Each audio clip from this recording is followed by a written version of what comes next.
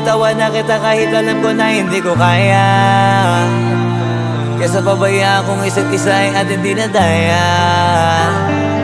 Di na ipipilit kahit alam ko na nakakahinayang, kasi di na maligaya.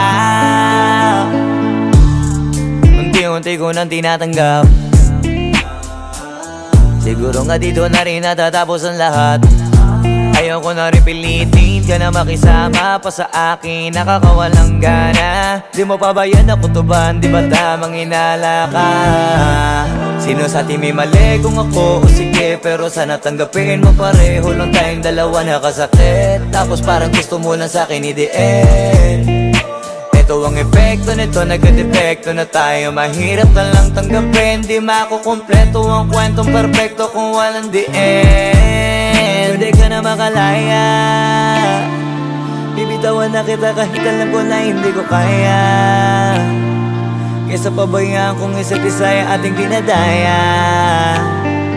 Di na ipipilit kahit alam ko na nakakahinaya, kasi di na maligaya.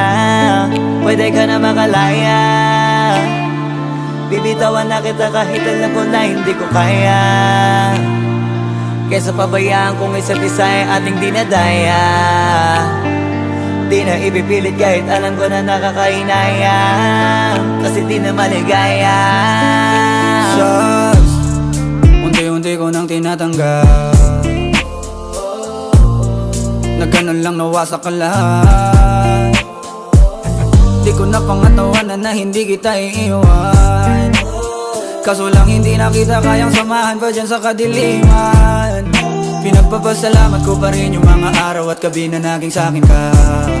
Wala tayong magagawa, di tayo aandar kung meron kang palyadong makina. Kaysa naman lokohin ko sarili kong ayusin ang mga bagay na sira na.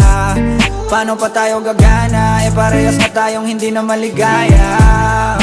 Huwag mo ngang isisi sa'kin ang lahat kung bakit ba sa atin ay nangyari to. Hindi ko kasalanan na hindi ko nakayanan ang pagbago ng ugali mo. Sinubukan ko namang intindihin kita, mas lalo kong nakikita na hindi tayo para sa isa't isa.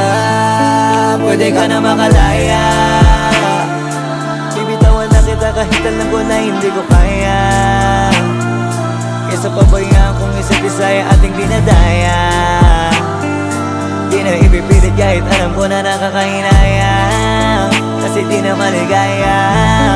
Pwede ka na makalaya, bibitawan na kita kahit alam ko na hindi ko kaya.